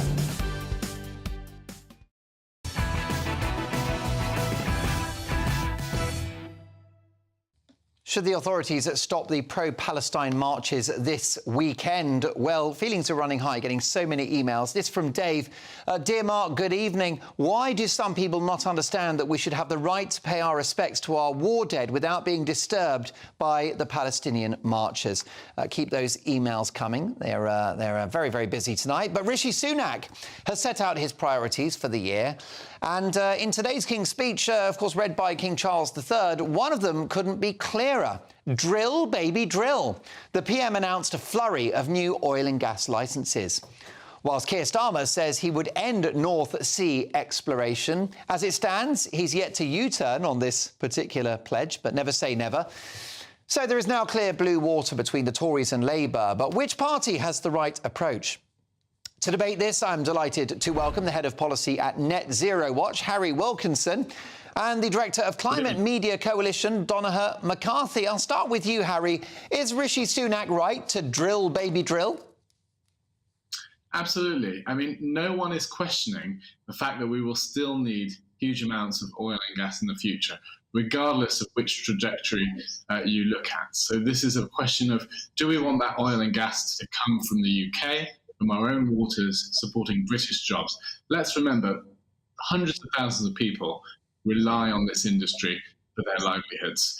So if people are saying that we should cut that off, they have to explain to those people who will lose their jobs, lose their way of supporting their family, why they should just be sacrificed. Well, indeed, Donncha McCarthy, great to have you on the show. Just a few months ago, the licences became available for bidding by the government for wind power. No takers from the private sector. That tells you everything you need to know. These renewables are not a sound investment. No, what actually happened in that round, Mark, as you well know, is that the government refused to pay a fair price for the energy provided. The government didn't subsidise them to the extent that they wanted. If this energy was reliable, you wouldn't have to subsidise it at all. Mark, it is not subsidised. What they were saying is that if you look at it, guaranteeing their income. That's socialism. So what socialism is what happened last winter, which was £60 billion paid to the funders of Harry Wilkinson's Net Zero Watch. The oil industry is absolutely massively subsidised in this country. £60 billion, Mark, of our money went to fund the oil companies last winter because of the oil price. What happened today with Rishi Sunak is an act of national self-harm. Because what it does is invest in an industry that keeps us addicted to global oil prices. Whereas what we need to be doing is actually investing in British renewable energy, which is the cheapest form of electricity on the market now. And now what we need to be doing, as Margaret Thatcher said very clearly, the climate change is an insidious danger. It is one of the greatest challenges of the 20th century, and we must act. And what we should be doing is investing in renewable energy, insulation, bringing down bills for people's homes, and storage.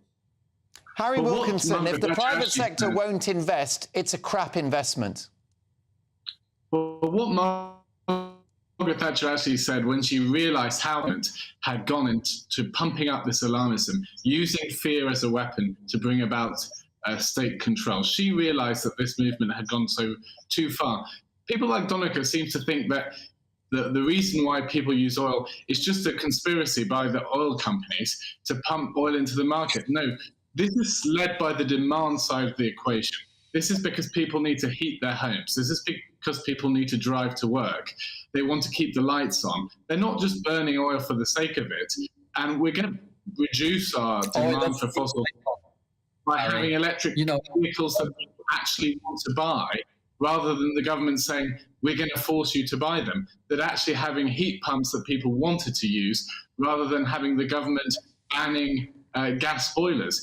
This should be driven by demand. It should be driven by consumers. If it's driven by the state saying, this is what you're going to do, lump it or leave it, then consumers are going to be left hugely worse off. They're going to be poorer. They're going to be colder.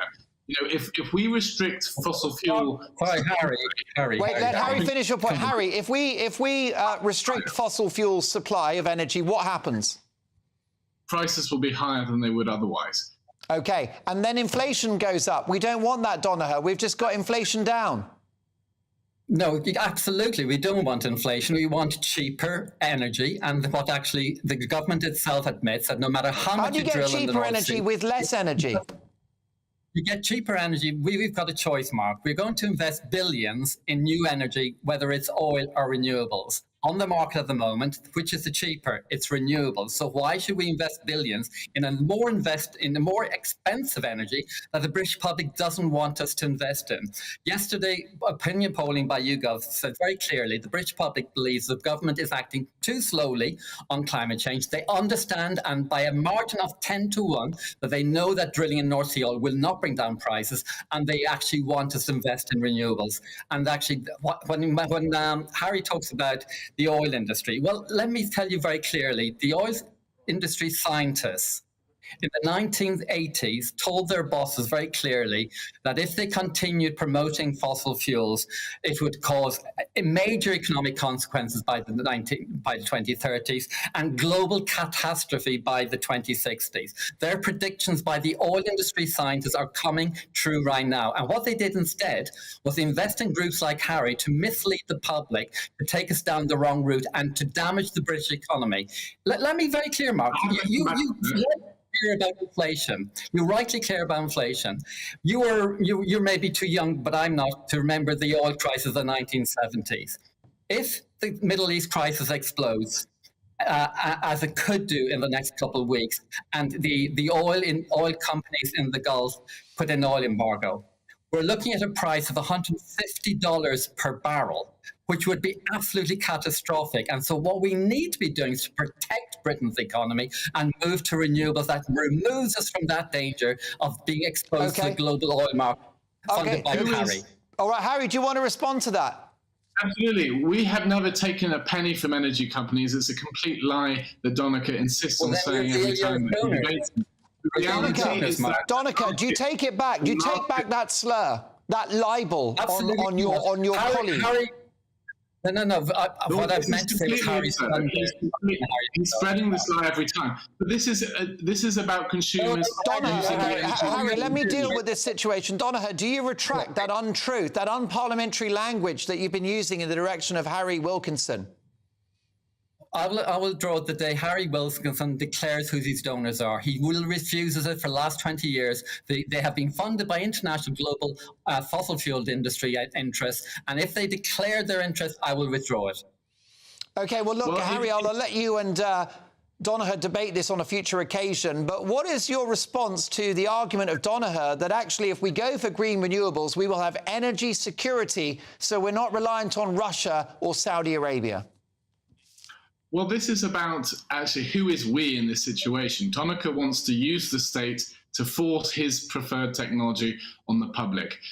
There's no comparing fossil fuels and reliable power stations like nuclear as well and gas power stations with technologies that supply energy only when the wind is blowing or the sun is shining.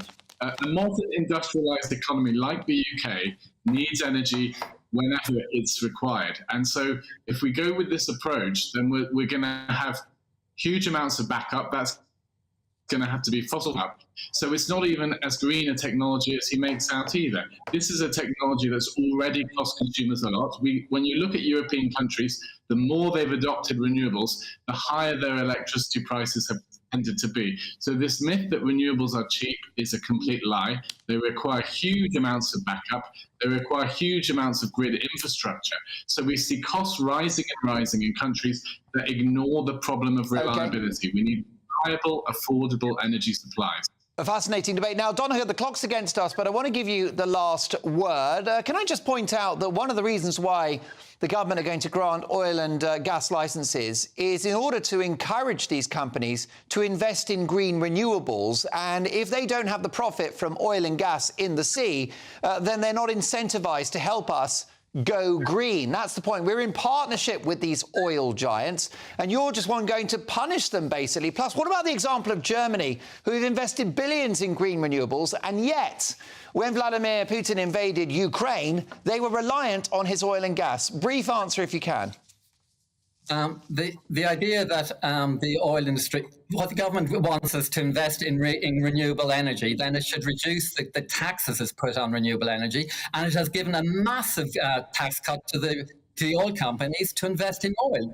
What you're saying is absolutely the government's doing the opposite. What about Germany? If it wants the oil companies to invest in renewables in the UK, then it should make a level playing field. All right, look, a great debate. Gentlemen, this show is the home of diverse opinion, and we've certainly heard it. You've both been very articulate and very respectful. My thanks to Henry Wilkinson and Donica McCarthy. Gentlemen, I hope we get to speak again soon. But coming up in Uncancelled, producers of the iconic comedy cartoon The Simpsons have announced that Dad Homer will no longer choke his little son Bart because times have changed. So is the woke mind virus determined to strangle all fun out of life? GB News' superstar Nana Akua is uncancelled shortly, but next in a media buzz, Suella Braverman is accused of goading Rishi Sunak into sacking her so that she can launch her own leadership bid. Would the straight-talking Home Secretary be a better PM? We'll debate that next.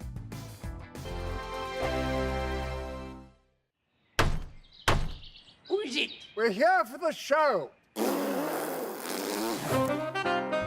More energy this time! Welcome to the Dinosaur Hour. I was married to a therapist. And you survived? I thought we were getting Hugh Laurie. Second best. You interviewed Saddam Hussein. What's that like? I was terrified. I'm playing strip poker with these three. Oh! No, thank you. My CDs need to be put in alphabetical order. Are you going to be problematic again? The Dinosaur Hour. Sundays at 9 on GB News. Tired of the usual focus-tested, pre-prepared Westminster runaround? Well, so am I. So you want higher taxes? Is your department to blame for this? Are you rethinking this policy? Every Sunday at 9:30, I'll be sitting down with those in power to get the truth about the issues affecting you. Let's be honest, we've known about the cost pressures of this project for years, not months. That's the Camilla Tominey Show, a politics show with personality. On GB News, the People's Channel, Britain's news channel. Join me, Patrick Christie's, Monday to Friday, 3 till 6. We tackle the day's news agenda like you've never seen before. It's high tempo, high octane, the most controversial topics, and the best guests. You will not be able to take your eyes and ears off it. I'm not afraid to ask the questions that you really want answered. 3 till 6 p.m, Monday to Friday on GB News, the People's Channel, Britain's news channel. Now then, Lee Anderson here.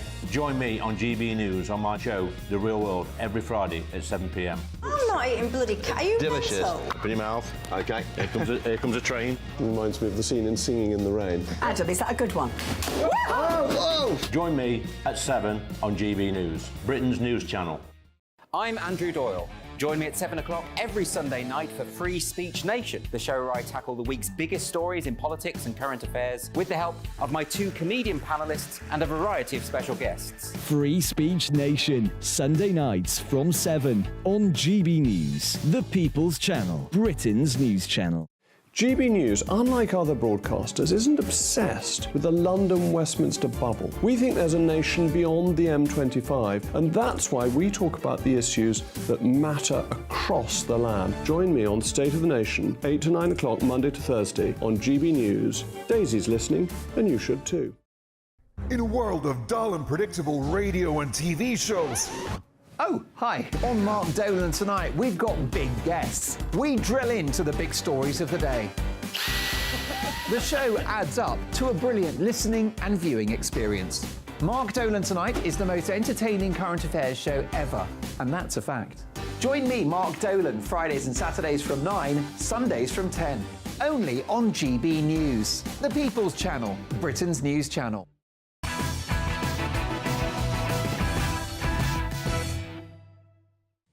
More front pages have been delivered. We start with the Sun newspaper. Exclusive, back after 11 years. Girls again, that's Girls Allowed, to reunite with a single dedicated to their former bandmate, the late, great Sarah Harding. Daily Express. Moving last wish of BBC's George Alagaya read out at his memorial. Very sad news that he's passed away, and may he rest in peace. Bounce back, house prices to rise by 18% within 5 years. And Sunak accuses Starmer of plot to lock UK in EU deal. Daily Mail. Pray they don't end up with a riot at the cenotaph. And why the Meghan Markle of Devon and her Earl are getting divorced. Daily Telegraph. Hamas fighters' last stand at hospital. Terrorists plant booby traps in nurseries as they scramble to halt Israelis. That from Paul Newkey in Gaza, reporting for the Telegraph. Driverless car users not liable for fatal crashes is the other story. And Met chief says he cannot ban pro-Palestine protest on Armistice Day.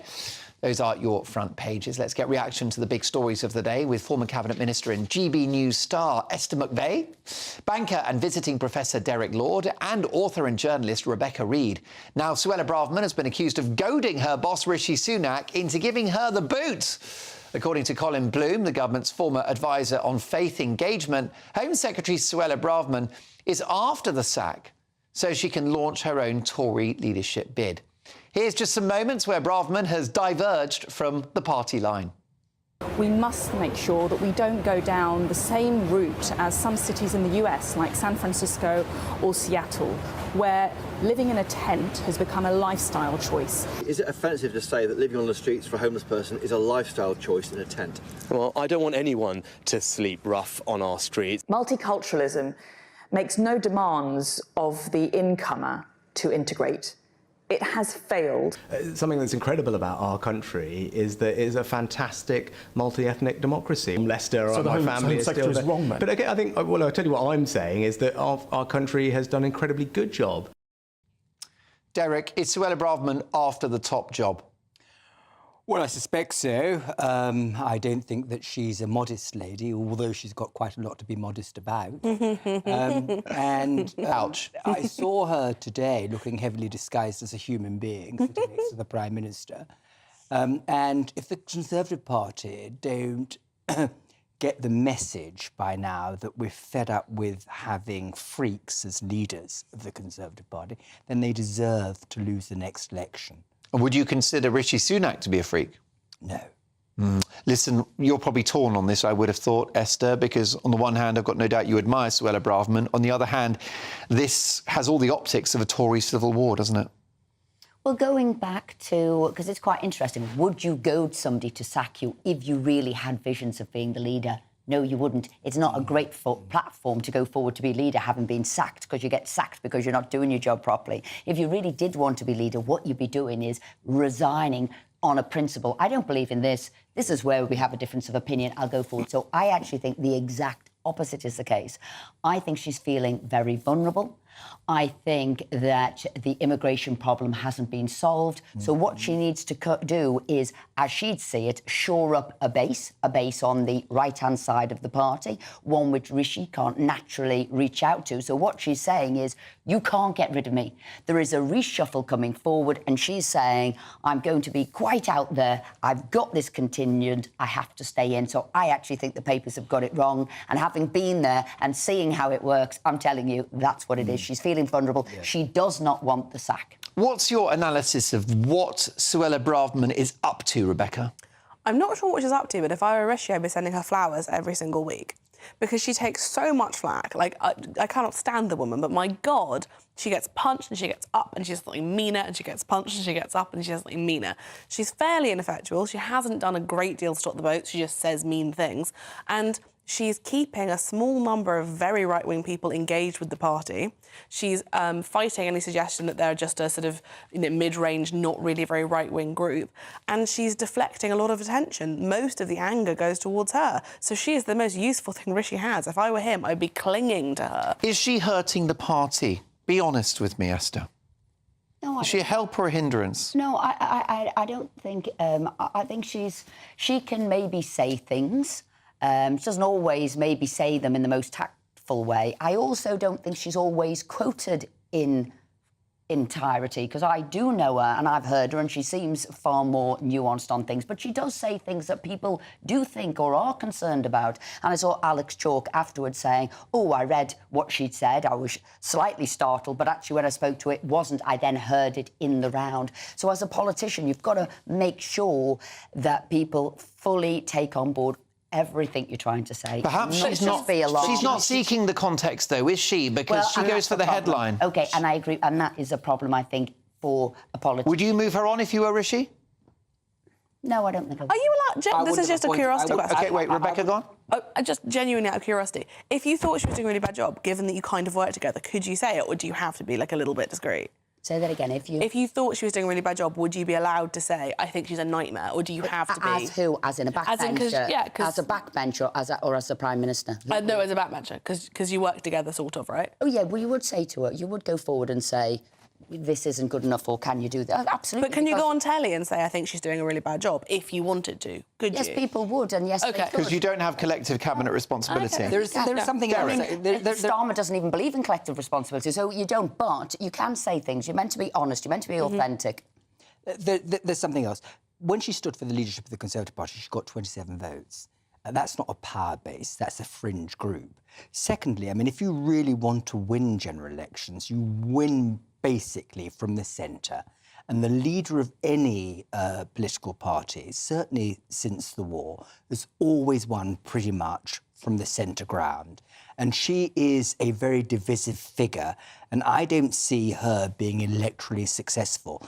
And the Conservative Party are actually losing votes. They're not attracting... Would you support her in a future leadership bid? What I'd say is, it might have been in the past that from the centre ground or what have you, but I think times are changing significantly. Things are becoming far more polarised, things are becoming far more disrupted, and as you're seeing across the rest of Europe, things are moving to the right. You might actually see that coming to this country too. So I think you get the right leader for the right time. But that's that's a really worrying... More polarised is worse. But that's what's happening across the world. But that doesn't mean it's good. She's the only person in the whole of the Tory party who I know anything about who I'd be genuinely frightened. No, Miriam Cates. Just those two. Those are the only two that I'd be like, should I move? The world changes and things are not as calm and tranquil. What I'm saying, it is, you need sort of the opposite to balancing up. I'm concerned at the moment there will be a backlash to what is going on. When I say centre ground, I mean what Mrs Thatcher was able to do, move beyond... But what would you say to Derek? She never said you went in the middle of the road, you went midway. You get knocked over there. You find a lane and deal with the issues. Appeal to a broad swathe of the election. I hear what you're saying, but you've been quite personal about Suella Braverman, saying she's got a lot to be modest about. What would you say to my many viewers and listeners from all backgrounds who admire Suella Braverman and feel that she's a brave politician saying the things others won't? Well, I mean, I think that actually Esther put her finger on something that was actually also significant, is that often what she says might be right, but the way in which she says it is deeply offensive. OK. And that is her problem. But some people have said, oh, thank goodness she's allowed us to talk about that, which other politicians haven't allowed us to do. Could you conceivably support her as a future leader? Could you rule that out at this stage, Esther? No, I wouldn't rule anything. I think you've got to see which way the world's going. But what I will say is I would not agree with anybody at the moment trying to do a leadership battle against Rishi. That's the last thing anybody needs. There you go. Well, look, she might become leader, and who knows, Esther might get a place in her cabinet. Coming up, an influencer who stupidly got her boyfriend's name tattooed on her head has hit back at those who says she will regret it. But does her disastrous face ink make her the biggest dope of the day? Find out as I crown tonight's Greatest Britain and Union Jackass. But next in Uncancelled, producers of the iconic comedy cartoon The Simpsons have announced that Dad Homer will no longer be able to choke his son Bart because, well, times have changed. So, is the woke mind virus determined to strangle all fun out of life? Well, let me tell you, someone who's got plenty of fun, GB News superstar Nana Akua. She's up next, and she's going to let rip on the overly PC producers. See you in 2.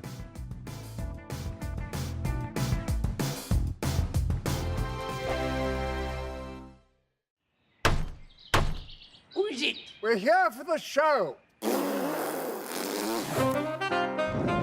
energy this time! Welcome to the dinosaur hour. I was married to a therapist. And you survived? I thought we were getting Hugh Laurie. Second best.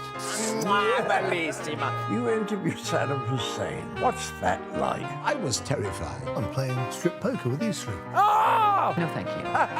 My CDs need to be put in alphabetical order. Are you going to be problematic again? The Dinosaur Hour. Sunday, the 29th of October at 9 on GB News. What you get for breakfast is something that, if we do our jobs right, you will wake up to news that you didn't know the night before. It's a conversation. It's not just me and Eamon. We want to get to know you, and we want you to get to know us. From 6 is Breakfast with Eamon and Isabel. Monday to Thursdays on GB News. Britain's news channel. People in Britain, they love free speech, but they also love fair play. I don't care if I'm speaking somebody from a trade union, from the Labour Party, somebody from the SNP. And I think the viewers like to see that actually we can challenge one another, but in a positive way. We think we ask the questions that people want to ask, and often we ask the questions that we wanted to ask in Parliament but never got the chance to ask. So join us every Saturday, 10 a.m. till noon on GB News, Britain's news channel. Nightmare commute. Kick it up a gear with me, Patrick Christie's, at drive time, 3 till 6 p.m, Monday to Friday on GB News Radio. You can listen online and on DAB+, on the smart speaker app and on the GB News app. And if you've got an Alexa, all you have to say is, Alexa, play GB News. We're also on TuneIn and the Radio Player apps. From the school run to rush hour, get revved up with me, Patrick Christie's, on GB News and GB News Radio.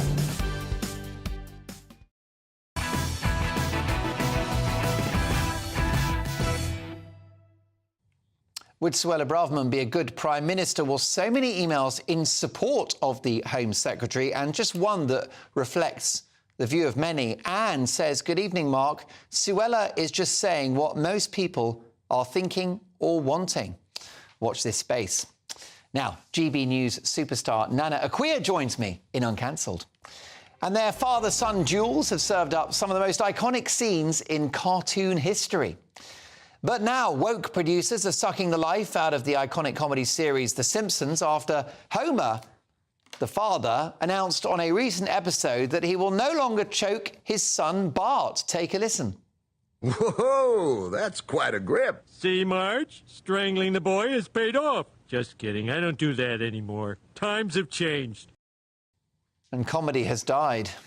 So, following the show's latest PC makeover, are we sucking the fun out of life? Nana, great to have you back. Don't you want to strangle those woke TV producers instead? Thank you.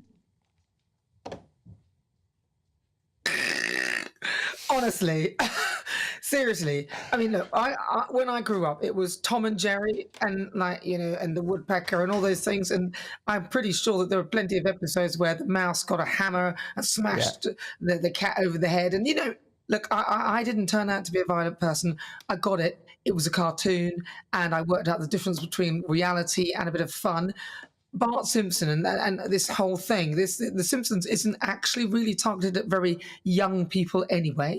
So I'm sure adults watching that, whilst it does have a childlike humour and does appeal to young people, that wasn't their initial audience. And the idea that somebody having seen that will think, oh, that's a good idea. It's just comedy. It's just meant to be funny.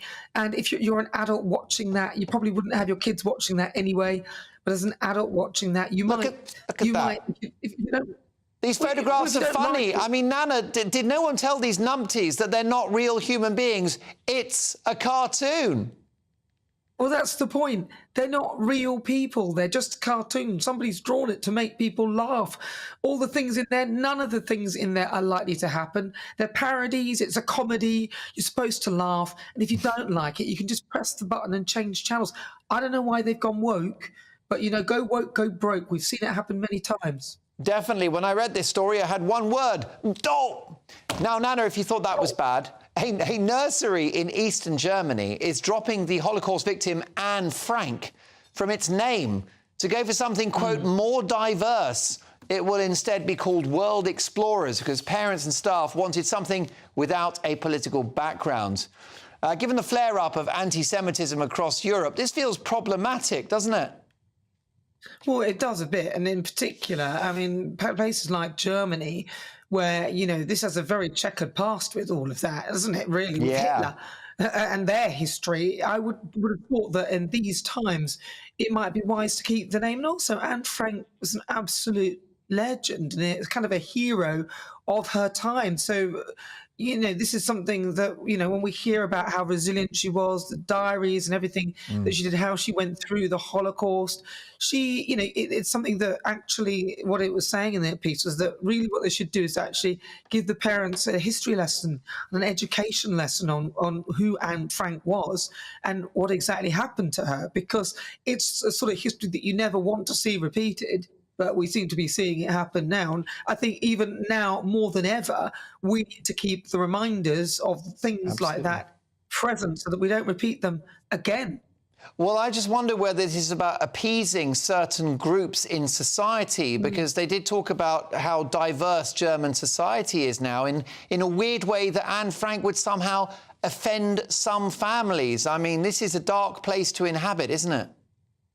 Well, why would that offend somebody? It's something that's placed on there to have a look at some of the history that's behind it. And, I mean, of course, Anne was hidden in an annex, wasn't she? And it was a cleaner who eventually sort of, you know, got them out and told everybody where they were. But, you know, it was a story of how they survived. And it was an incredible journey as well.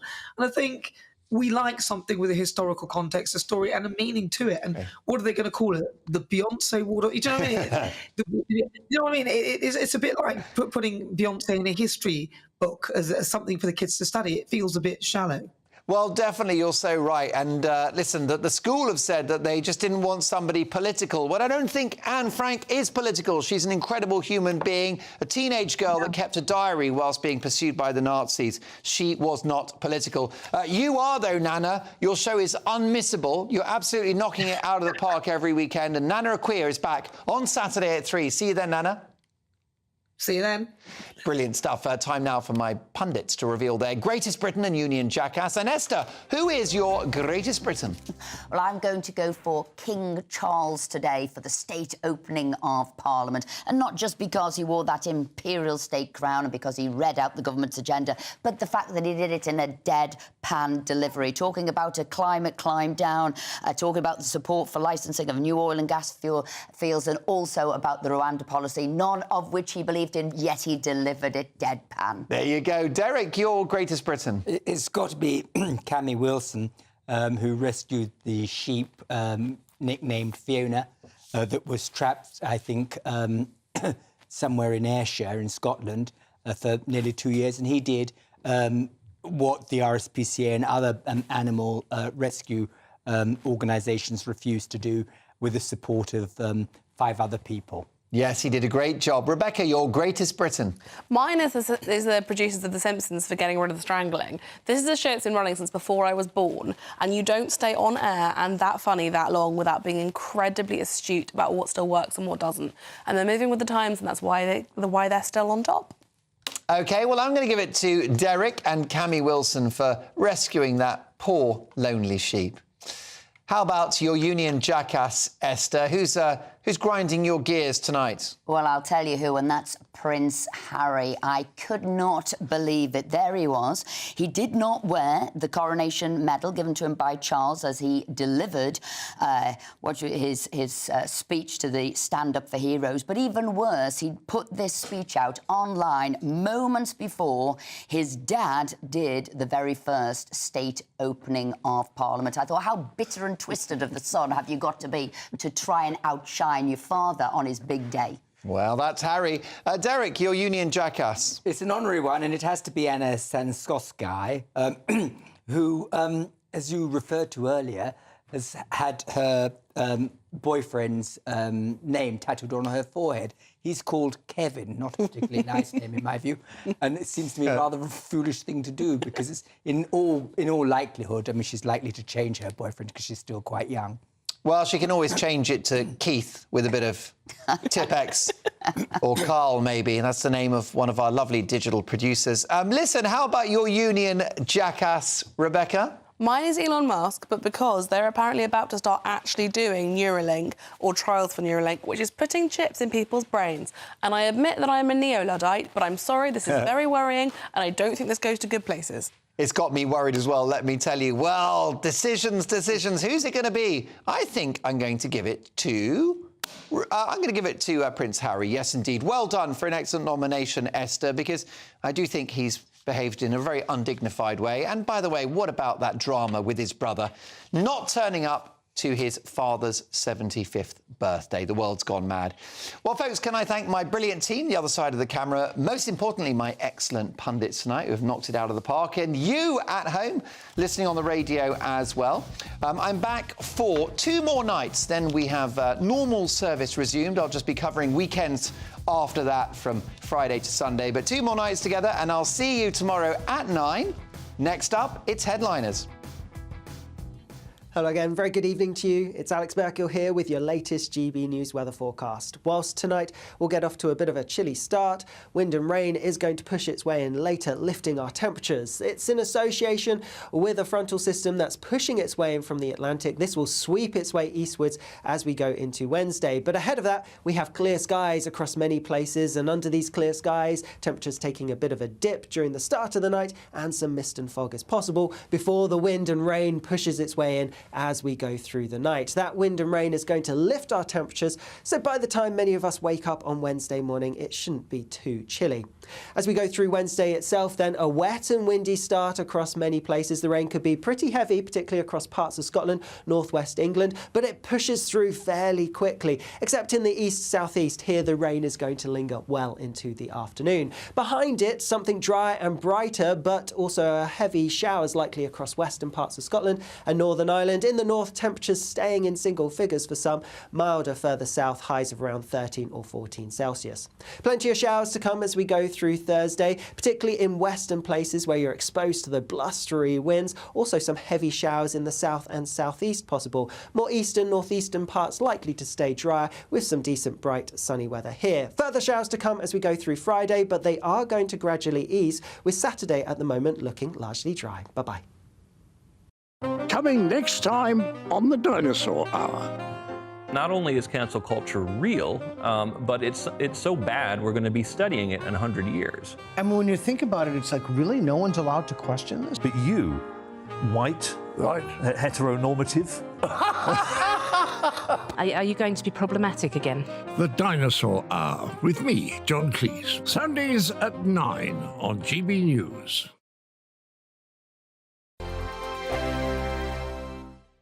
In a world of dull and predictable radio and TV shows. Oh, hi. On Mark Dolan tonight, we've got big guests. We drill into the big stories of the day. The show adds up to a brilliant listening and viewing experience. Mark Dolan Tonight is the most entertaining current affairs show ever, and that's a fact. Join me, Mark Dolan, Fridays and Saturdays from 9, Sundays from 10.